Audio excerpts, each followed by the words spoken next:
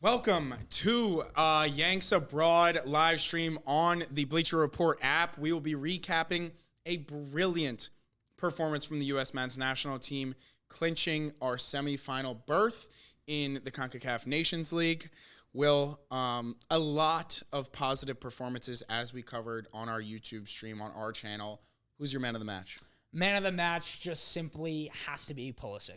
I know that so many... I thought you were going to give me something fun. I know that the answer is something fun. Yeah, Weah looked incredible. Musso, the best we've seen these guys in a while, but Pulisic in the 10. Every time. Pulling the strings. Like, this is the player who's playing for AC Milan every week. He's demanding the ball in between the lines. He's receiving. He's turning. He's passing. He's scoring 2 goals. He's the crux of everything. Even that last goal that Weah scored, not Weah scored, the one that almost was a goal. Pulisic just makes it late. Oh, the one, no. Pepe's goal. Sorry. Pepe's goal. Pulisic doesn't even touch the ball, and he creates the whole thing by just continuing his run, just dragging defenders. He knows he's the focus of every single defensive scheme and whatever it might be. And so for that reason, Pulisic, the man of the match, 2 goals, and obviously all that other stuff. You can't ask for much more. No, you obviously can't choose anyone outside of Pulisic. I was hoping you would, just for a little bit of clickbait in our lives. But the way he took that first goal, we talked about it. That goal as a whole is just everything that we wanted to see. It was the antithesis of everything we were complaining about that we couldn't do in Jamaica. We said we were a little harsh on this exact stream just last Thursday about the performance as a whole. It's not looking good enough under Poch yet, but we said, all right, we will not overreact until we get the performance on a nice pitch in America. And I think we got exactly what we're looking for. One-touch passing. I'm curious how much XG we created, but creating so many. Right now. Yeah, please do. Creating so many chances where on that long grass on a hot day in Jamaica, we just couldn't get it going. But this is exactly what we've wanted from Pochettino. I thought the tactician that Pochettino is, that's always what we've complained about with Berhalter. Whether it was this, that, the other, we just knew that his tactics were limited. He had a ceiling on what his essentially ball knowledge is. They don't keep XG for this Fantastic. Fraudulent. Yep, shocker there. I have But to with find Pochettino, some independent user. We've never seen us just completely out tactic another side. I feel like as a U.S. men's national team fan, and the way he set up, inverting Anthony, which none of us would have predicted. Literally, like, we got the lineup spot on. We knew it was Musso off the right. Yeah. Everyone's like, oh, it's going to be McKennie off the right or McKennie in the 10 and Pulisic off the right. No. He loves Musso off the right. And by the way, if there's one thing to take away from this whole Pochettino thing, it's like that talent identification, knowing the player, knowing their skill set, knowing your system, having identity. And then we're seeing the best Yunus Musa we've seen since his Valencia days, like when he was really kind of young and exciting. Like, this is the player who has got all of these technical and physical skills that nobody else has. Like, that assist to Weah was spectacular, and that's just the tip of the iceberg of what we got from Musa tonight. And I was saying it on our live stream, like, he did things tonight that I never knew he could do, like playing with his back to the ball, his ball retention skills, things that we love from Weah out on the right. We got that from Musa, plus a defensive acumen and everything. I mean, Pochettino really has arrived with this match. Like, we should be getting very excited. Everybody should be very excited about what they saw tonight. Jamaica are, yes, they're not the best side in the world, but they're not a completely fake We've team. Never dominated Jamaica. No, they've given us trouble always in terms of scoring goals. This was for 70 minutes of the match, complete and utter domination from minute 1 to minute 70, and that can't go underappreciated. Like, the way we set up, their lines looked completely... It looked like, by the way, a coach on the other side who is coached in the Premier League. It's not like he has no clue what's going on, and Poch completely outsmarted him from the start. We dominated the entire match, and something we were disappointed also going back to leg 1 was we scored the early goal and then we let off the gas. This time, scored and controlled the game the entire time, and that is exactly what you want to see. Kept control, and also not just being satisfied with where we were at, keeping control, but continuing to create chances. As we always say, the best way to keep a lead is by making the lead bigger and not just sitting back and absorbing pressure from a squad, from a team who has talent. And we kind of saw it. They ended up scoring 2 goals, 2 good goals. You see Damari Gray. Like, we know they have quality. So if you allow them to come on to you, you open that door to them scoring and making it an interesting match. But when we go up, and continue creating chances and create the difference in quality throughout the entire match, that's the most exciting thing for me, is that we just continued to keep our foot on the gas. And SF Niners 1, 2, 3, 4, 5 brings up a very good point in the chat, which is this was all these goals without Balogun, our number 9, our game-changing number 9, who what we saw at Copa, I mean, scores out of nothing. I mean, that Pulisic goal it's gonna go, by the way, under the radar, because the Weah one was a little sexier. He hit it hard, and it was kind of went over the top of the goal. It was sexy. But Pulisic half volley, no, it's insane. Left foot, first the time. Technique.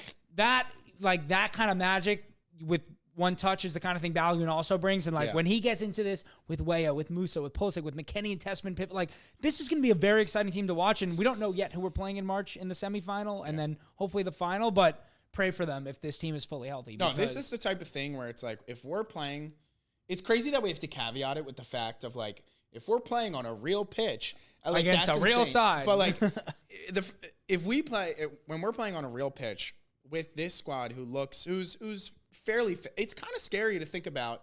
Scary in context, scary for other CONCACAF nations. In this half of the world. Yeah. That this squad is, when healthy, it could be like a real CONCACAF juggernaut. You bring Dest back into this role. We talked about it extensively on our stream. Imagine Dest playing that pivot role when we're dominating a game rather than Robinson, what he could bring further up the pitch in that midfield role. He then allows McKennie to push up forward and create all those chances that we did. And I think the most important part, and kind of something we touched on this stream on Thursday, is at what point are we going to see these players who we know are performing every single week in Europe start doing it for the U.S., and we finally saw it. Pulisic, who he's kind of the exception. He's been doing it regardless. But Weah, first-time touch, second-time finish, absolutely brilliant. Musa was amazing. McKennie, we talked about it. He's been brilliant for Juve since fighting his way back into that Thiago Motta squad, and finally put it together. A brilliant performance in a position where we questioned if he was even capable of playing. Can he play that position against better sides? If there's something I feel like I learned is if Tanner Tessmann's going to play like this, everything works. His on-the-ball ability and smoothness. And, there was just one little thing, and we were watching the game. It was 85th minute. He did the smallest feint that brought the entire defense a half a step up, and he let it run, and then it's just going the other way. And, we have never had a tempo controller who has the ability to start and finish and do everything and create attacks with one touch and one body feint without even a touch. Think about the second Pulisic goal.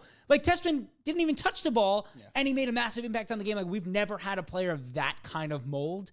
And the way that he's going to change this team and play with such confidence in possession, breaking the press, that to me is more exciting than almost anything, maybe bar Pulisic's form, that I've seen from the U.S. men's national team ever. I mean, I know I've been hyping up Tanner Tessmann now for months since I watched him at the Olympics. But we finally got to see it, and it's so exciting. He has his legs out underneath him finally after getting his transfer out of done, getting settled at Lyon, and now taking this role in the U.S. men's national team. I'm sorry for those Tyler Adams fans that are out there. This is Tanner Tessmann's position. Come in 80th minute when we're up, pick up a yellow card, get stuck in a couple tackles, and that's his role from now on, which I'm perfectly fine with.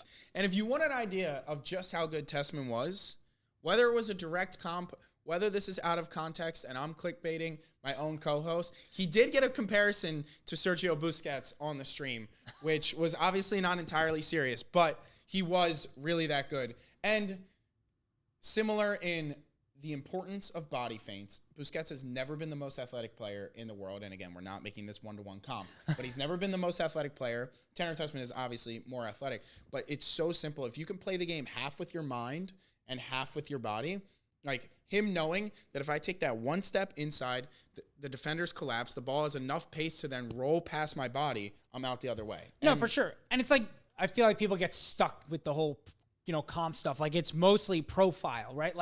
We're not talking ceiling level or actually a skill level. We're talking about profile-wise, similar build, similar style of play where they use their body and feints to kind of create their own space, similar ability to spray the ball with both feet. That's the kind of player he wants to be. Is Tanner Tessmann Sergio Busquets? Never will be even close to the greatest six in the history of the game. But Tanner Tessmann brings a lot of those qualities that we've never had, like Tyler Adams and Musa. When we've played them in this position, they're trying to carry the ball. They're trying to be spark plugs. They're trying to be energizers. Tanner Tessmann's going to play very calmly. He's never going to sweat in the right way, he's never going to sweat. He's going to receive the ball and do what he wants with it. And, I mean, he sprung the Weah's goal. He's the one who created that ball down the side to McKennie, who passed it out to Weah. He's the one who let the ball run for Pulisic's goal. Like, these things don't show up in the stat sheet, but Tanner Tessmann is just a notch below Pulisic for me tonight in terms of man of the match.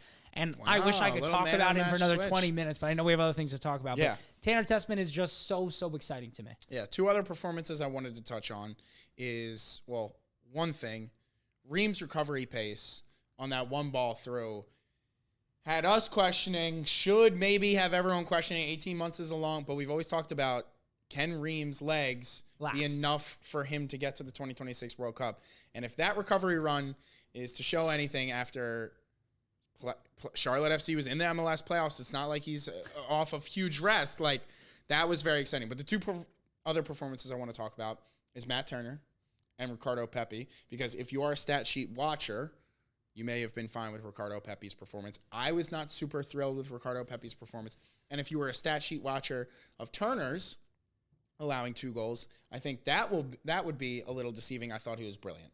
Yeah, I thought Turner was great. I mean, he is going to continue to be Matt Turner, where nothing's going to dazzle you at his feet. Sure. He makes the saves he needs to make, and he makes, harder ones, not all of them, but I think he's serviceable. Yes. Where we're going to run into problems with Matt Turner is if we're playing against best teams in the World Cup and we're trying to get a small spell of possession where we can get a breather defensively, and you can't rely on him as a part of the press breaking situation. It will get tough, but that's just what we're going to have to deal with. And on the Ream thing, like, he may be the one player where going to the MLS actually helped his chances of being in this World Cup squad. Less grueling day in, day out. 100%. And, less likely to have injury. Yep. And if he just stays injury-free between now and then, I don't see a world in which he's not in the starting 11.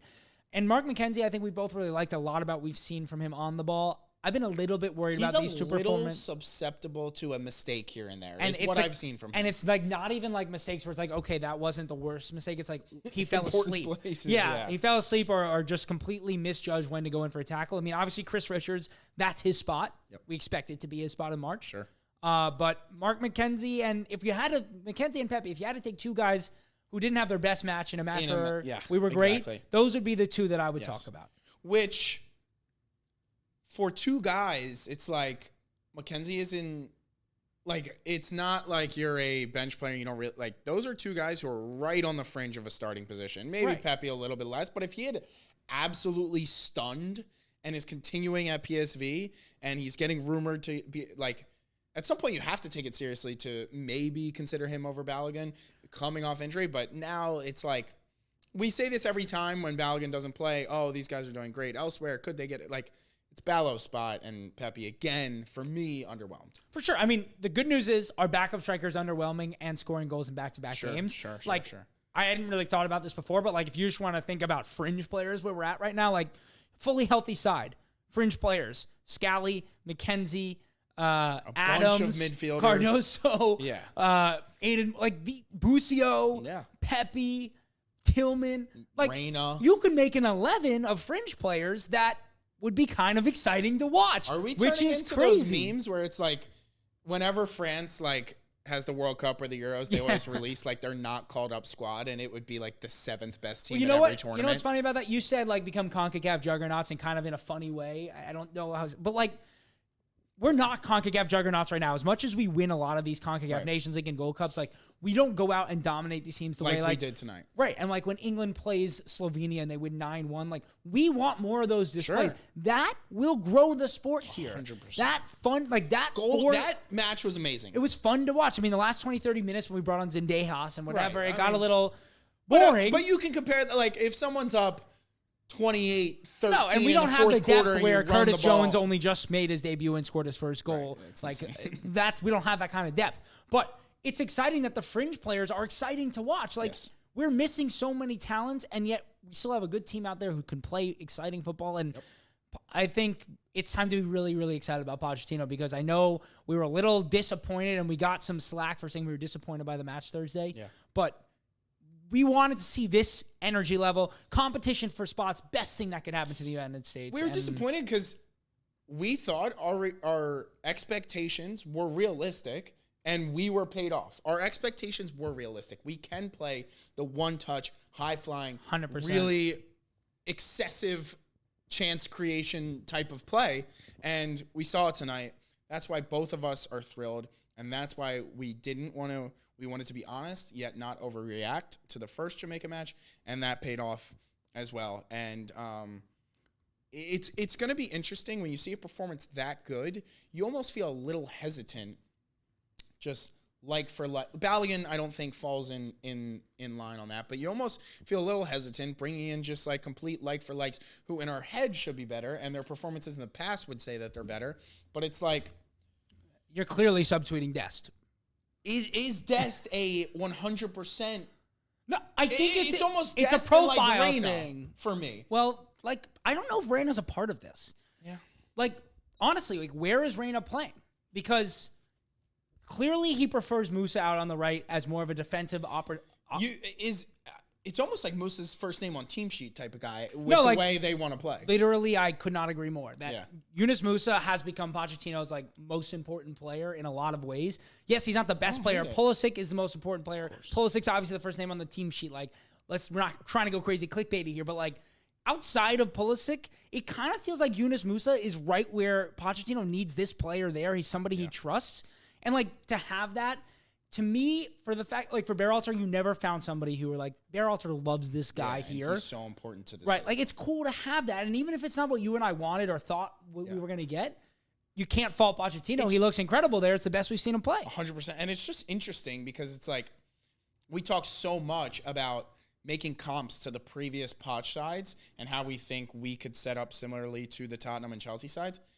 He didn't really do this in those sides. Like, did he have that type of like right-wing Musa type of situation? Not like, really. Certainly not a Tottenham. And like, it was mean, kind of Palmer and Madueke out on that right side. Like, it's interesting how this is just like coming. Did he ever really play like Eriksen off that right side and then a Dembele Wanyama type of? But so that's kind of the same. Eriksen is a complete.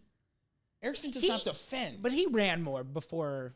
Yeah, but he was just playing like essentially right attacking mid. I don't get that. But again, like vibe this from is Musa. better. Like it's just like he has talent ID. Like this is a coach who has experience and like it's just crazy to see. I mean, we have players playing in positions that we didn't think they should. Jedi inverted played well. I don't think that's a consistent thing. But Musa playing where he is, we didn't think that would happen coming in, and he's thriving. Like again, the tactics, the talent. Like this is something that maybe went.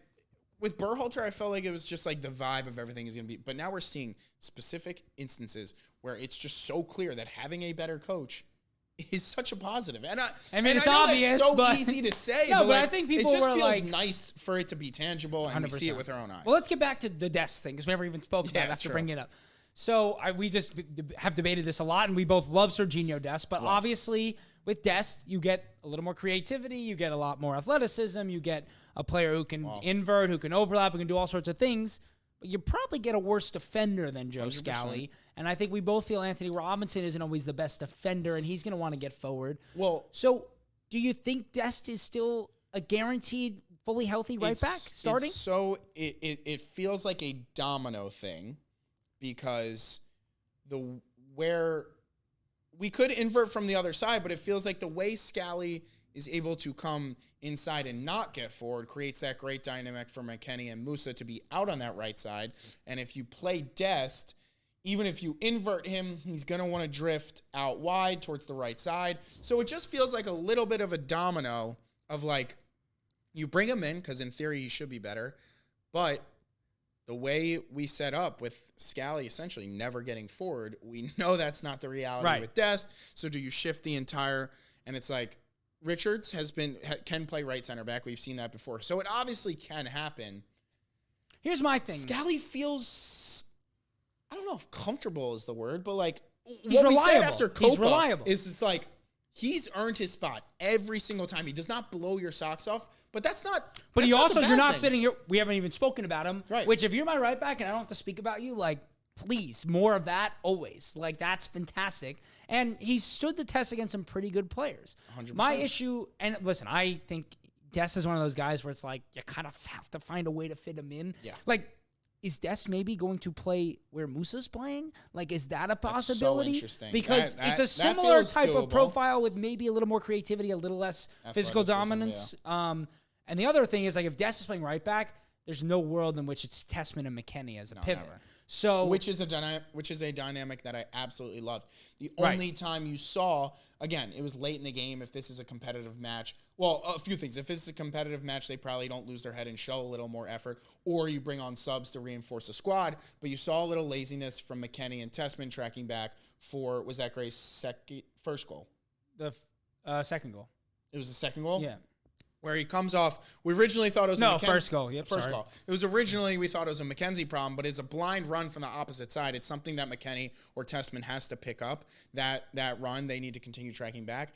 Again, it was raining, but it's also one of those things where, like, Tessmann, like, doesn't have a whole lot of experience as a lone six. So I think you do, like, to me, it's pretty clear Pochettino wants Tessmann Cardoso ideally as his pivot. That's what he wanted to try and go do. Yep. Cardoso gets hurt, so we see a different thing, but I think he will go back to that in March. SF Niners brought up something that we were talking about, which is, do you want Des to come in and replace Jedi? Right. Because we've seen Des thrive at left back at PSV, and he kind of does the invert overlap thing that Jedi was doing tonight. If we are inverting a fullback every time, which is the first time Poch has done, which was another surprise, which opened up the game again, just more credit to him, we said that. If it's like for like, I would rather Dest be the inverted midfielder over Jedi. I think the only thing you lose specifically in that position, if you're going to invert him, is a little bit of like track back athleticism that we know Jedi possesses. Right, the recovery speed that Jedi has with Ream's aging legs is a nice combination. But at the same time, everything else you want from an inverted fullback, I would prefer Dest to Robinson. But at the same time, it's a matter of who's playing off the left. Like with Weah off the left, you can't have Anthony also overlapping off the left. So you need an inverter, right? So if it's Weah off the left, the dynamic kind of calls for Serginho Dest off the left. And then if it's Pulisic off the left, then you want Anthony who's going to be overlapping. Pulisic will naturally, again, these are the same, comes back to the fringe conversation where it's like, it's great to be. It's the same thing that always happens in clubs. Everyone's like, why are you buying another defender? You already have 6 good defenders. Like, you need players who... competition, a lot of these things, are all very important things, and we're actually finally in a place where it feels... a nice luxury. It's great. I'm curious what the competition looks like. A fully fit squad, those training sessions are going to be real. Like, really real. I mean, you have... It may force Reyna to... give a little bit more in the U.S. men's national team camp, which we know has always been a problem. It might force McKennie, who the exact thing that happens at Juventus, he feels he's getting frozen out. He fights and claws his way back in and becomes an integral part. If that's becoming a thing because our midfield is so stacked, then it creates more things for him. Tillman doesn't like that he's not getting into the squad. He gives a little more. Like I was going to say, like, we were talking about all these fringe stuff, like, Malik Tillman didn't see the pitch tonight. No. Which is... So where do you land on that? Who, like, it was Tessmann, Tillman are the two people that are relatively fresh and new that we are so excited to see. Tessmann's making his mark. Tillman not getting a minute tonight. I don't know what to make of that. You want to make it of a young player who's playing a lot of minutes at PSV. Because we would love to have it be that. A lot of players who played tonight are playing a lot of minutes at their club level and still got a lot of minutes. Not necessarily the subs. Sure. Zendejas and Vasquez, we can remove them from that conversation. Aronson is playing in the championship. He's getting a lot of minutes. He's playing a lot of burn. But he's also one who's like, you don't know where he stands. But we don't know where Tillman stands. I would agree if it didn't feel like Pochettino was talking a lot about him. It feels weird because it was his first substitution, but who knows how many minutes Tillman would have gotten if Cardoso had gotten injured. I mean, he was his first sub off the bench, and he could have played Busio or Morris. Sure. Who Aiden Morris, if those of you who don't know, because we also found out tonight when the squad came out, did not know either. He got hurt in training for the U.S. Yesterday, hence why he wasn't with the squad tonight. He was back at Borough getting medical tests on a knee sprain, they're calling it, which is not ideal for a player who's in really, really good form for his club, which you do hate to see. But yeah. All right, so I guess to wrap, not fully wrap, but this could go on a while. What now? We love playing this game. What is your U.S. men's national team starting 11 after watching the match tonight? Everyone's fully fit. Everyone's fully fit. Everyone's fully fit. Everyone's fully fit and in great form for their club. Turner. Okay. Dest, Richards, Ream, Anthony Robinson. We've made it. Because I haven't asked that question, and Mackenzie hasn't been the answer since Copa. I didn't know what we were going to get from Tim Ream. He's now been at the MLS, 5 months? Yeah. Form hasn't dropped. I'm sticking with Tim Ream. I was expecting him to fall off. I think it's actually helped him. So what does it look like with Dest and Robinson? So Turner, Dest, Chris Richards, Ream, Anthony Robinson. That's your back four with Turner at goalkeeper. I'm going to go a Tessmann and Cardozo pivot. Yep. And then I'm going to go Musa, Pulisic, Weah, Balogun. That to me is, it's unfortunate for Weston not to get in the side. But you just said we can't play Robinson and Weah out on that left side really together. So are you inverting Robinson and Dest is playing a pseudo right? No, Dest is inverting and Anthony. Oh, is playing left. Okay. Anthony, Ream, Richards are kind of the three at the back during build-up. It's not ideal, but I think you have to try. We need to see it first. Sure. I think that's why it's a real conversation of does Scally stay and Dest I totally agree. I almost went that way. I think it's tough when Anthony is one of our best players. It's tough. Do we want him to be one of our best players because what he does at club, or what is? That's what I'm saying. Actually, one of our best players. Well, that's what we need to find out. How much longer are we giving? It's hard because he's going to go back to Fulham, and in March we're going to be looking at him and be like, "Is this the best left back in the Premier League?" Yeah. Like, so then you're going to take him out. Like, I don't know that we're in a luxurious enough spot to be like, okay, but profile-wise, he doesn't fit. Like, I don't know if we're in that position to say that we are potentially entering a luxury if Dest, Scally, and Robinson are injured, that the best left back or a top 3 left back in the Premier League. I think I might need to hone in on my Joe Scally watch for his club a little bit more. That's going to be my homework for the next few weeks. Gladbach is having a very not below average for them and how they've been finishing lately. Sure. They're like mid-table. But he plays almost every single match for them, which if you're mid-table and you're underwhelming, he's playing. Is that a good thing? Who knows? But I'm down to lock into him. My homework before our next stream is I'll tell you who to dial in on Joe Scally a little more. I'll tell you who Mönchengladbach. Because I've seen him play for club, but I've really mostly watched him play for country. And then obviously, he can play left back. I'm just going to say he's played a lot of left back for Mönchengladbach. So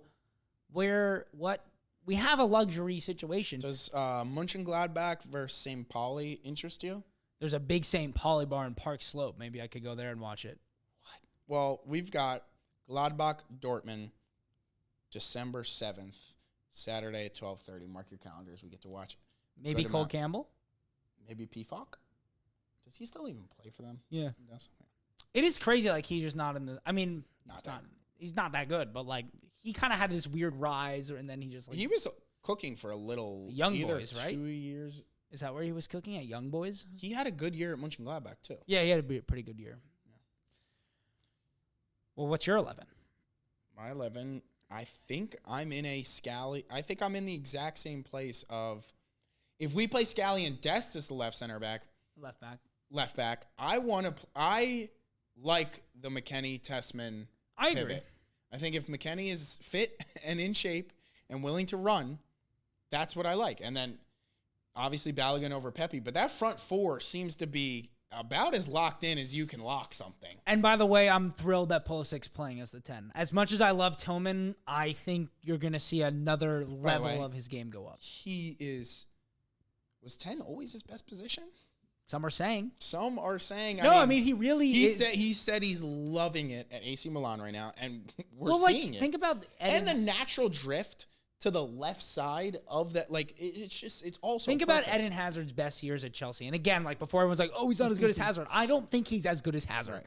But I do think it's kind of a similar profile. This is a player who is a winger, but he's an advanced playmaker, creator, goal scorer who does it all.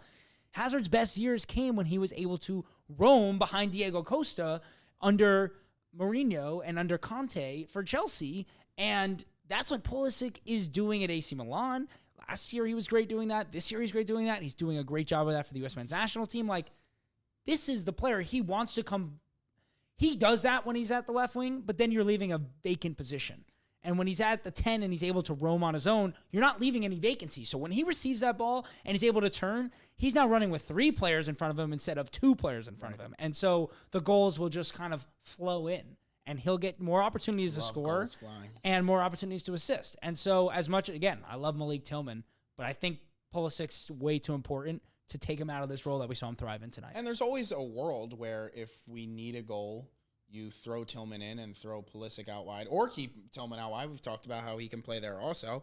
Like there's a lot of players who can do a lot of things for this team, and it's pretty exciting with the way Poch has seemingly opened up a few players and taken them to the next level, which allow all the players who are already performing pretty well to excel to a different degree as well. Totally agree. Last thing to wrap it up for real. Our friend Tyler, who was in our chat on Thursday night, just joined the chat here, was at the match tonight at St. Louis. We talked about attendance a little bit. He says the attendance was 21,080 out of 22,423 total capacity. Pretty good for a weekday night in the pouring rain. And J Davis 605 says the attendance was great also at the match. Okay, that's exactly what we asked for. I mean, this is tough. Monday Night Football is on. It was a 7 p.m. kick. Pouring rain. Like, not the most important match in the world. That is exciting. We take small wins. Hats off to the St. Louis soccer community. Shout out St. Louis. Not Big much time. to do there. Been to St. Louis. Nice arch. The arch is... It's there. It is there. And someone told me a funny story before we wrapped that you can tour the arch. They take you to the top of the arch. And they were like, once you get there, there's not much to look at. And it's because the arch is the only thing to look at in St. Louis. So once you're inside of it... That's what they say about the Eiffel Tower right here. Interesting comp. Anyways, we're all about the player comps here. Yeah, actual last thing. Vlahovic, just something to keep in mind. Vlahovic got injured for Juventus. Tim Weah scoring goals, confident, has 3 in his last 4 for Juve and 1 in his last 1 for the U.S. Potentially seeing Tim Weah as striker for Juve. Exciting to watch. We appreciate you guys all hanging out for this live stream. We stream every U.S. men's national team game that we're here for and recap player performances from them with their club. So if you're upset that we're getting no more U.S. men's national team games, don't worry. We still cover their performances when they're with their club. Maybe we get to cover a Weah striker performance soon. So hit the subscribe button over on our YouTube channel, Yanks Abroad. Appreciate you sticking around. The Pochettino era is 2-0 in competitive matches. It's time to get very, very excited about Pochettino. This was a turning point. Pochettino has arrived, and we'll be here more recently than March, but that's the next U.S. men's national team match. So stay tuned on our channel to keep up to date so you don't miss out on anything U.S. men's national team between now and the next matches.